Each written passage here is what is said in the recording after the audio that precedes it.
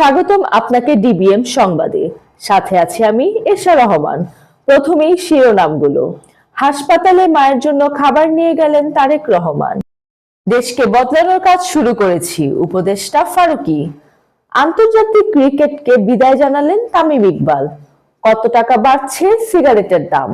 এবার বিস্তারিত।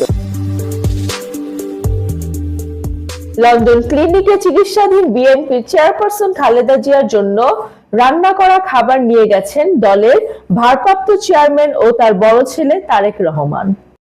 এই সময় তার সঙ্গে ছিলেন স্ত্রী ডাক্তার জুবাইদা রহমান, বিএনপির চেয়ারপারসন উপদেষ্টা ডক্টর এনামুল হক চৌধুরী, নির্বাহী কমিটির সদস্য তাবিথ আউয়াল।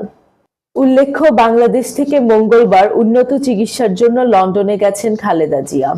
সেখানে পৌঁছে গত বুধবার ক্লিনিকে ভর্তির পর প্রায় সার্বক্ষণিক মা খালেদা জিয়াকে সঙ্গ দিচ্ছেন তার বড় ছেলে তারেক রহমান।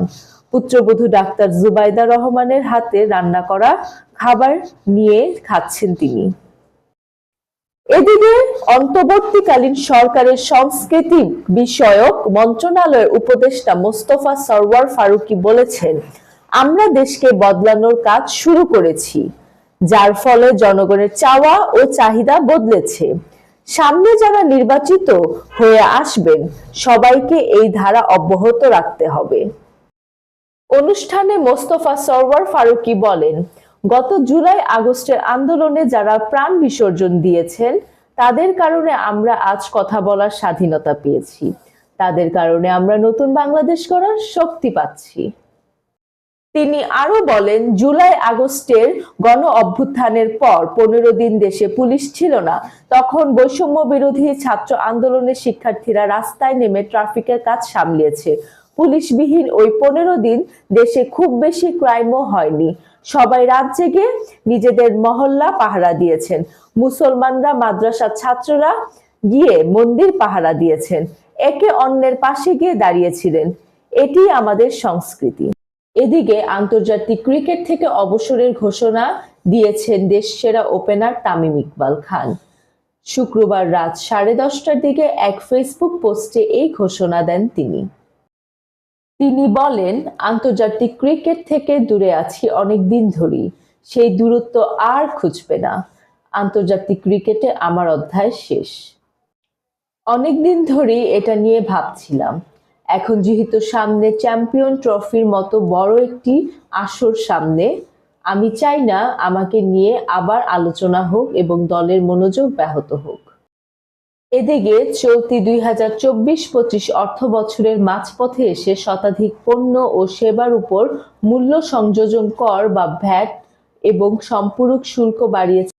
জানা গেছে, নিম্ন স্তরে 10 শলাকা সিগারেটের দাম 50 টাকা থেকে বাড়িয়ে 60 টাকা করা হয়েছে। এতে প্রযোজ্য সম্পূরক শুল্ক 60% থেকে 67% করা হয়েছে। এছাড়া মধ্যম স্তরে 70 টাকা থেকে 80 টাকা এবং সম্পূরক শুল্ক 65.5% থেকে 67% করা হয়েছে। এছাড়া মধ্যম স্তরে 70 টাকা থেকে 80 টাকা এবং সম্পূরক শুল্ক 65.5% থেকে 67% করা হয়েছে। উচ্চ স্তরে 120 টাকা থেকে বাড়িয়ে 140 টাকা এবং সম্পূরক শুল্ক 65.5% থেকে বাড়িয়ে 67% নির্ধারণ করা হয়েছে। আর অতি উচ্চ স্তরের সিগারেটের দাম 160 টাকা থেকে 185 টাকা এবং সম্পূরক শুল্ক 65.5% থেকে বাড়িয়ে 67% করা হয়েছে। এই ছিল আজকের সংবাদ। এতক্ষণ ডিবিএম এর সাথে থাকার জন্য আপনাদের ধন্যবাদ।